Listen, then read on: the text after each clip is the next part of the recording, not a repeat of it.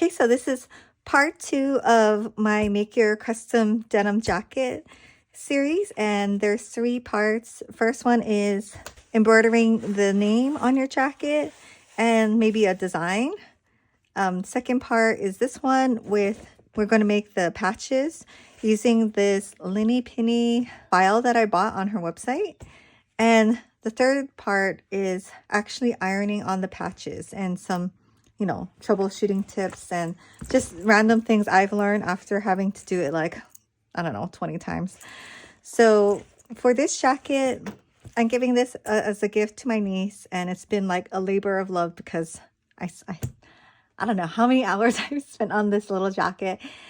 Maybe 2 or 3, I don't know, but it was also a very good learning experience for me. So I'm so happy I tried it. I did make a sample for myself. So if you're starting out on trying to make your own denim jacket, try it out on, or test it out on a junker one that you have, like, or an old one that you don't care that much that you're gonna ruin. Because, so this is my guinea pig, and this is just it's kind of a crop jacket. That's why it looks only a little bit bigger than the 4 toddler size. But it's a crop jacket. It's also a stretchy material. This jacket I bought from Target, and it's the Oshkosh Bagosh. It is like $21. It's a stretchy material. They did have like, I really loved all the hearts, that's why. But they did have like a boy little jacket that was more of a stiffer cotton material. So, you know, that one may work better for your first project. I learned that when you have a stretchy material, it's a little bit harder. This one's really stretchy. You can see the give. This one is somewhat stretchy, not as much give, but they both turned out really good. So let's get on with making the custom patches. What I'm going to use is my 4x4 magnetic coupe, and you can use your 5x7 any size, but you know, I always try to use the smallest one possible. The things you'll need is a tearaway stabilizer. You will need some base material. I'm using this outdoor canvas material. It's not stretchy at all. It's waterproof, or, you know, water resistant, and it doesn't fray. Well, I guess it has little frays, but this kind of fraying, you can use the lighter, and it's, you know, it helps. Another thing we're going to use is Cricut Glitter HTV, and this is what I use to get that super cute glittery border. And this Linny Penny file that I got, or that I bought online, it comes with a bunch of these like designs. Like it's mostly lettering, so I bought it for the varsity lettering. That was before I did this. This one I bought, I'll link it all down below, but this is a separate one. So this one and this one are separate. This one I love because it's just super clean. You get that good effect with the gold stitching. Whereas this one, I haven't made any of the letters yet, but it would be like this. So like the Tatum would have like this kind of gold around it, which is super cute. I think I would try this next time. This one is a little more flexible and smooth. This one is rougher, and I guess it'll be a little bit thinner because this is a patch. But if you did it directly on here with HTV, it may be not as stiff as these ones are. Both are super good, I don't know, files, I guess, or designs, I would call it, and recommend both of them. This is a different design. This, and this, and the 2 bows are another file, and I'll link that below because it's all one big file or one big design. I use Brilliance Enthusiast to separate all the pieces out and cut them out separately. But this was a really cute design. I think this one was like $1. So I don't know, this one was probably like $3.50, and this one was like maybe, I don't remember, $3 to $6. It was very reasonably priced. So I'm gonna make, I think the happy face is the last one that I didn't make yet. So for this file, there was a heart, star, rainbow, happy face, a flower. So I'm just going to set up my hoop. I got this magnetic hoop on Amazon. I love magnetic hoops. They're so easy. And this one comes with these circle type magnets. Just with this one, you have to make sure to put the magnets on the outer edge. If you can see this is the inside. Sometimes I would put it here and then the needle can knock into it. So just kind of scoot it to the outside. So I'm gonna go ahead and load this into my machine. Okay, so I have all my patches onto my Brother SC2000. And this is a combo embroidery and sewing machine. And I absolutely love it. I guess there wasn't a cupcake. I thought there was, but there was a castle. That's what it was. I don't want to do another castle because I have the big castle on the back. So I'm just going to do the happy face. And set. And I don't want it too big. I guess 2 inches is good. And I'm going to move it down to the very bottommost corner so I can save as much material as possible. Okay, so I'm just going to do that trace. Make sure that none of the magnets are hitting the needle.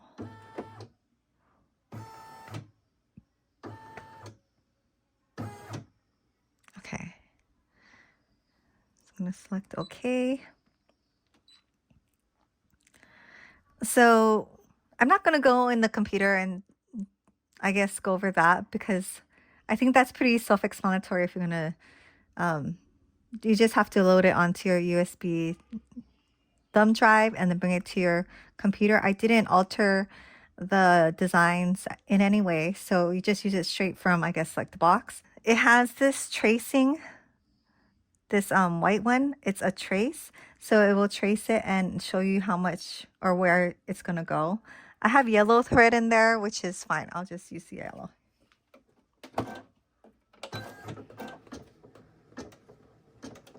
Okay, so here's that tracing or that first, I don't know what it's called, stitch. And I guess it's a placement stitch. So I have a piece of Cricut glitter HTV, perfect amount. I'm going to remove the carrier sheet. Actually, I'm going to spray this first. I have this spray and bond. You can use that 505 spray, whatever spray that you want. We're going to put some adhesive down. You could also pin the HTV, but this is a lot easier. I just have a bunch of carrier sheets I have from previous patches. And to protect my magnets, because these can get sticky, I know from experience. I'm going to try to only spray here, but you know, it's going to go on other stuff too. So shake it and then do a light layer. I wouldn't spray this by your machine because it's sticky stuff. So I'm going to remove the carrier sheet while that dries. I don't know if it's bad to put it right away, but I think when I put it down right away one time, maybe the alcohol or the chemical in the adhesive like went on here and it made it kind of matte. I don't know. So I would let it dry a little bit.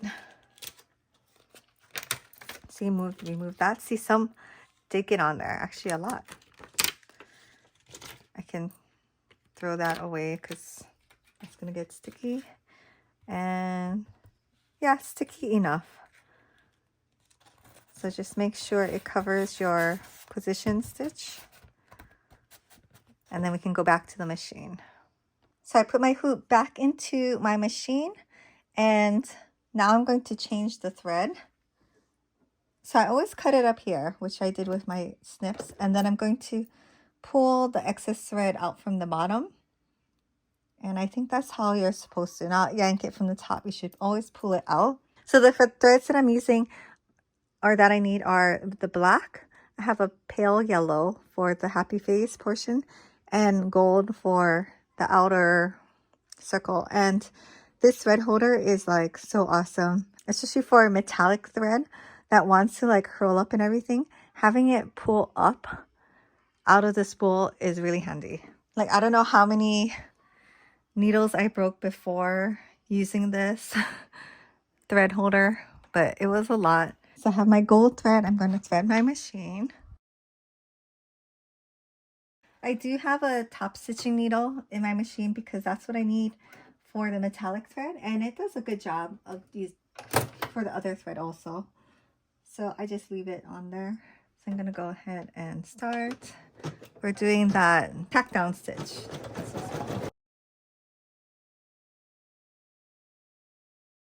Okay, so now I'm gonna get my yellow thread. And it says it's gonna take 10 minutes to stitch this out, so I'll let it do its thing and come back. Okay, so yellow's done. I loaded my black thread, but as it was cutting the jump stitches, it kind of flipped up over here. So maybe I didn't put enough adhesive back here, but I just want to show you this is what you can do. You just get some washi tape and we're gonna stick it down just on the edge. Then you don't have to like take it out of the hoop and all that stuff. It's just a quick fix. So now we're gonna do the black. Oh. I just noticed that it got weird over here. I don't know what you call it. Sometimes that happens. I'm gonna rethread it.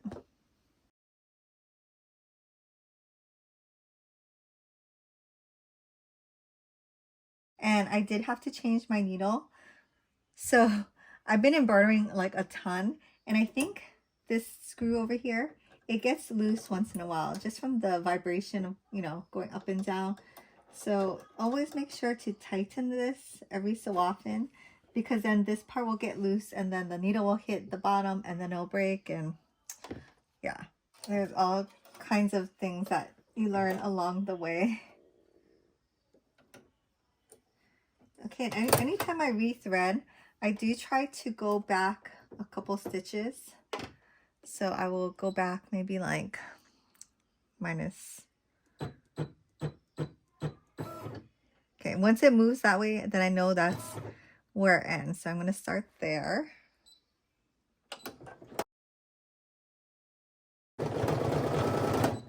I should also double check the bobbin.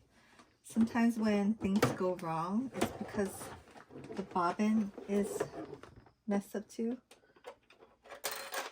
Actually, the bobbin looks okay, but I'll just go ahead and rethread it so I can eliminate that as an issue since I'm here.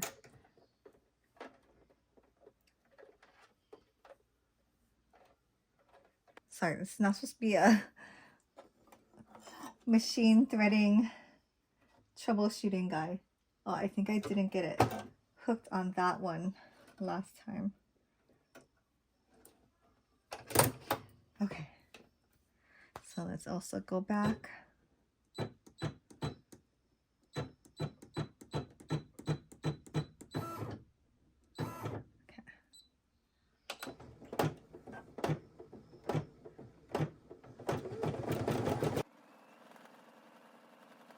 So I'm gonna let this stitch out and come back.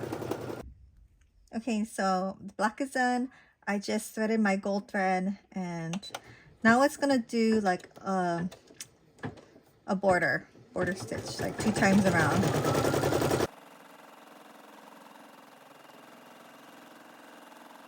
Okay, so I actually did another one because of this little mistake, and also it's kind of good. Then I can show you how, if I was going to do multiple patches, this is how I would do it to save materials.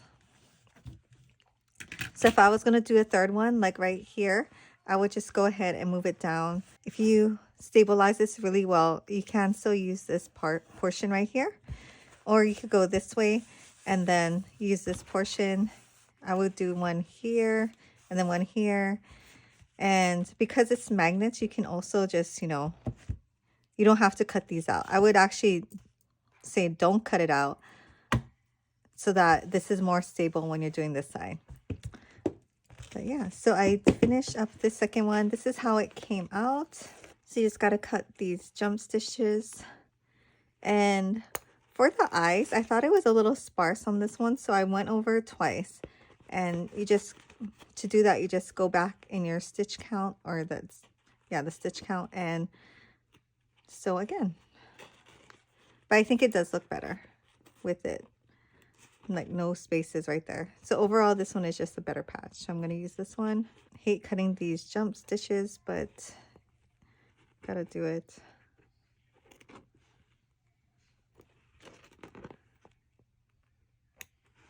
I do have a smaller scissors for a job like this. before it gets super messy. So these are just from Temu, I want to say. So these are not like the best quality. If you have really good quality little scissors like this, it would really help. Well, I got to cut all these threads in the back. I'm going to go ahead and do this off camera so I can do it over the trash. Okay, and then the next super fun step is tearing away the stabilizer. This part is fine. It's just that little round circle for the border that I hate taking out. So now I will get my awl or whatever this thing is and kind of go in between the fabric and the stabilizer and kind of just run this through without poking yourself. Be careful. And it's just so that you can get that heat and bond actually on the fabric at the edges instead of on this, which can possibly lift up and then you won't have anything sticky over there.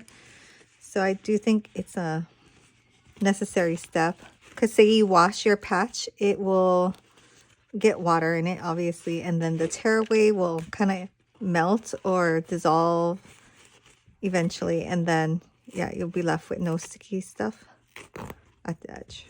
The heat and bond is going to go over the whole thing and pretty much trapping all the little stitches, so you don't have to worry too much about it pulling up or loosening. So I'm just going to go ahead and do this one and come back. Okay, so now we're going to apply our heat and bond. In a lot of videos, they say you can like rip this part off, and yes, you can. I did do it on one of my initial ones. So let's compare this one and this one. So this is the one where I ripped the glitter off, HGV off at this point before I did the heat and bond. And you can see more of the stitches on the side. So to be honest, I didn't use this one. I used the gold metallic for the edge stitching. This one I used a light yellow, and it is very apparent, right, that you can see it. Oh my gosh. Okay, sorry, it was not in focus. But yeah, so this one you can see a lot of the thread, which is fine. You know, if say I use the metallic one, it would be even better. But this one where I completed this whole process and then I cut it out, it's a lot neater to me, I think, like the edging. So it's totally up to you. It is pretty fun to rip it off, but you will have more of the thread at the border than the actual glitter HGV underneath these thread stitches. Because when we apply the heat and bond, you're also attaching the HGV to, see how it's loose, but you're attaching it to the base material too. Anyways, so this is my Heat and Bond Ultra Hold, and this is what I use for all my patches. This works really good. It could have a stronger hold to me. I just get my pen, my friction ball pen, trace around it so I can cut the right amount. I try to use it sparingly because I wouldn't say it's expensive, but it is for just adhesive, I guess. And then you have your patches face down on your heat mat. I have my Cricut Easy Press Mini on medium. You can use a regular household iron too. That's fine. Just, I think you're not supposed to use steam. I have the textured gluey side down, covering my entire patch. And then I'm just going to press for 3 seconds with medium firm pressure. We're really just attaching the adhesive to the back, nothing else. And because none of the gluey part is sticking up, like, you don't have to use a Teflon sheet unless you want to. So let this cool completely, and then we can cut it out. I find it's easier to cut if I separate the patches. Okay, so that looks really cute. The HGV is pretty stuck on where I did iron, and it's pretty firm. This is a firm patch. I'm going to use my ginger double curve scissors or something. This is really good for circular objects. If I'm cutting something straight, I definitely use a straight scissors, but this one works really good for doing that or even cutting this way. So leaving the backing on, I'm going to cut just right outside the stitches. You don't want to cut into the stitches, but I don't like to leave a lot of extra either.